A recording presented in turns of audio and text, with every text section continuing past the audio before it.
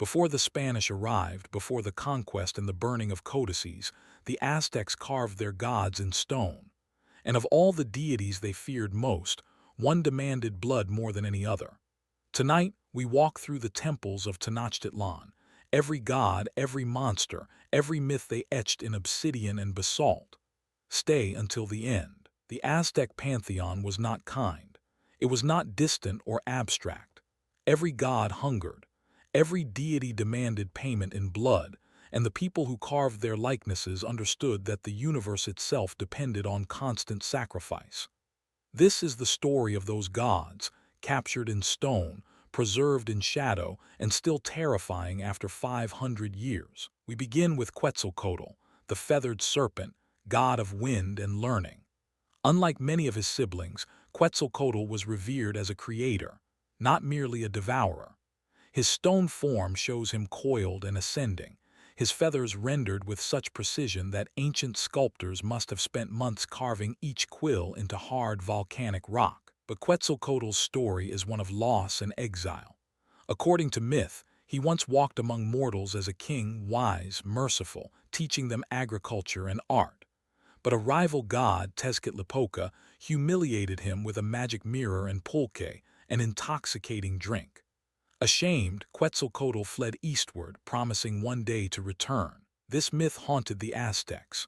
When Spanish conquistadors arrived on the horizon, some believed them to be Quetzalcoatl and his followers, returning at last. The god carved in stone became an omen of the empire's end. But before that reckoning, we turn to Tlaloc, god of rain and of war, a deity far more brutal and immediate. Tlaloc's face, when you find it carved in stone, is unforgettable. His eyes bulge like a frog's, ringed with a band of jade. His mouth snarls open to reveal teeth like obsidian blades. He wears a headdress of serpents and precious stones. Tlaloc was not merciful. He brought both life-giving rain and devastating floods, drowning entire villages in his rage. Children who died were believed to go to Tlaloc's paradise, a place of eternal spring and abundance. Yet thousands of human sacrifices were made to appease him, especially during droughts. Victims were painted blue, adorned with paper crowns, and led to mountain peaks where priests would cut open their chests. The god in stone demanded this payment every year. Next comes Tezcatlipoca, the smoking mirror, god of night, fate, and sorcery. His sculptural forms are less elaborate than Quetzalcoatl's, but far more unsettling. He is often shown holding a mirror that reflects souls. In one hand, obsidian flakes. In the other, a smoking brazier. He embodies chaos and the inevitable doom lurking in every shadow. Tezcatlipoca was a trickster god, a corrupter of the righteous. He could take any form, a jaguar, a beautiful woman, a merchant. The Aztecs feared him more than they loved him.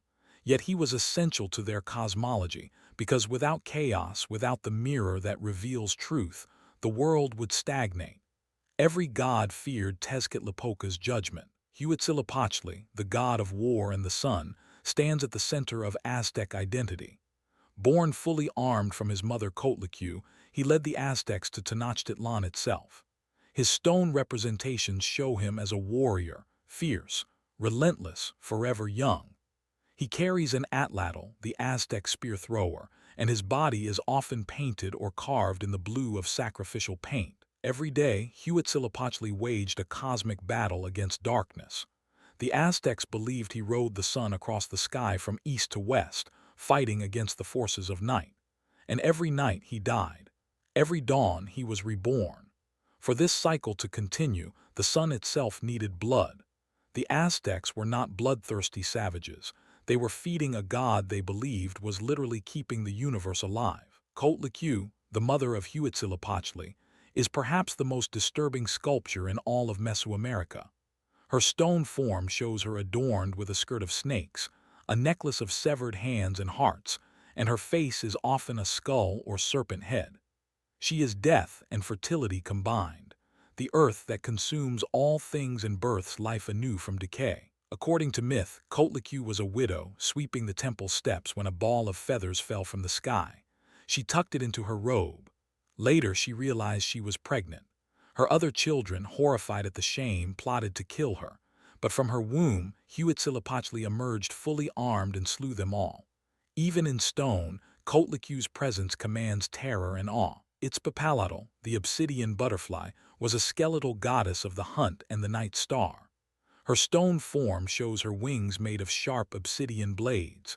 She could appear beautiful one moment and skeletal the next.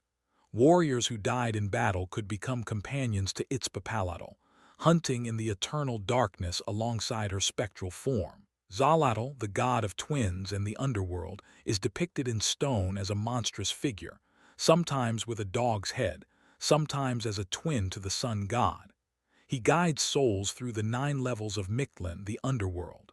His journey mirrors Huitzilopochtli's solar voyage, but in reverse, through the realm of the dead. Every soul must cross Xolotl's threshold. Mictecacihuatl, the Lady of the Dead, presides over Mictlan alongside Xolotl.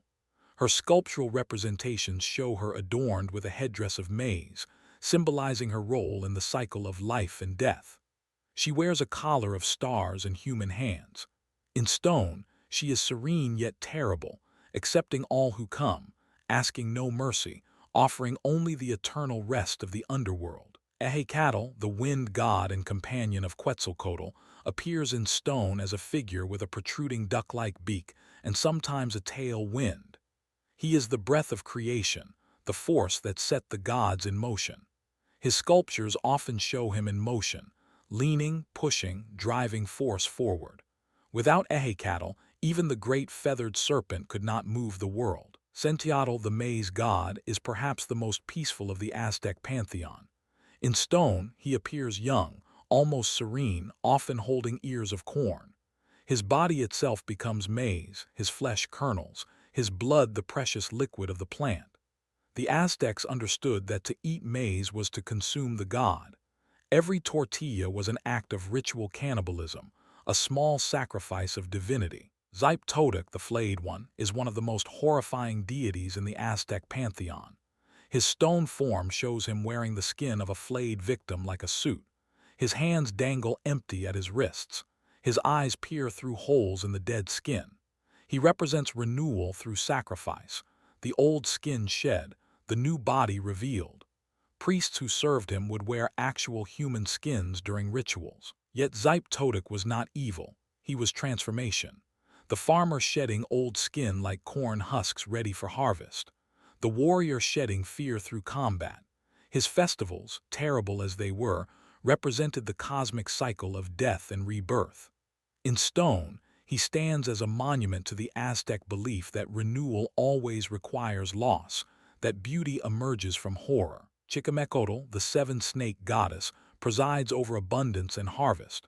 Her stone form is adorned with an elaborate corn-silk headdress and a necklace of maize cobs. She is sensual and life-giving, yet dangerous. She can withhold crops, bring famine, ensure starvation. The Aztecs never took plenty for granted.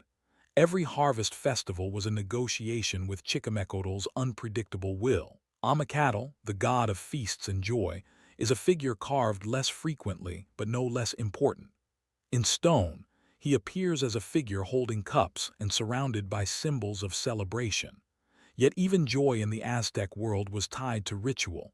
Feasts were offerings. Celebrations were sacrifices of gratification. Omacatl reminds us that the Aztecs understood pleasure as a form of prayer, but joy in the Aztec pantheon was always shadowed. Even the gods of pleasure were temporary. Even the gods of abundance could turn against you. This understanding, that everything is fragile, that every moment of beauty is preceded and followed by destruction, permeates every god carved in stone. The Aztec sculptor did not carve to celebrate permanence. They carved to acknowledge impermanence. Tlaltecuhtli, the jeweled turkey, appears in stone as a bird form with jade and turquoise inlays.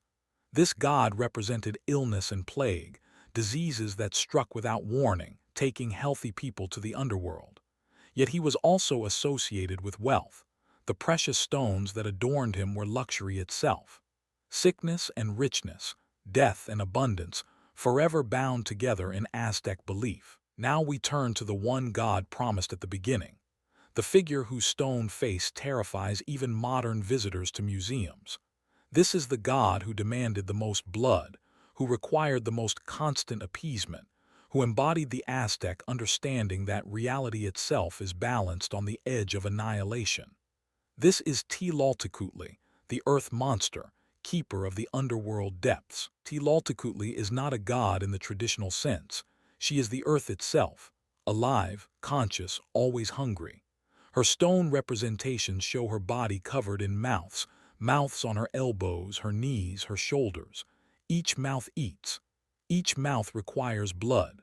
The Aztecs carved her not to honor her but to contain her, to keep her appetite satisfied so she would not devour the world entirely. In some myths, Quetzalcoatl and Tezcatlipoca tore Tlaltecuhtli apart to create the world from her body. Her flesh became soil, her bones became mountains, her eyes became springs and wells. Yet she remained alive, hungry, conscious, suffering, forever demanding payment for the land that grew upon her corpse. Every earthquake was her protest. Every drought was her hunger. Every harvest was her slow digestion. The Aztecs understood something profound that we struggle to grasp today, that existence requires consumption, that life is predatory at its foundation, that you cannot eat without something dying, that you cannot build a civilization without sacrifice. When they carved Tlaltecuhtli into stone, they were not creating a god to worship. They were creating a mirror, a stone reflection of the truth they lived every moment. The Spanish conquistadors saw these sculptures and saw only demons and idolatry. They melted down the gold, destroyed the temples, buried the stones. But some carvings survived. Some were hidden. Some were too heavy to move, too deeply rooted to erase. Today, in museums across the world, the blood gods of the Aztecs still watch, still hunger, still demand to be understood and remembered. Which of these gods disturbs you most? Which carved face will linger in your mind as you leave? Comment below, tell me which blood god you fear, which myth you believe. And subscribe to walk the next hall of gods in stone, because there are more pantheons waiting, more stone faces, more ancient truths carved in marble waiting to be remembered.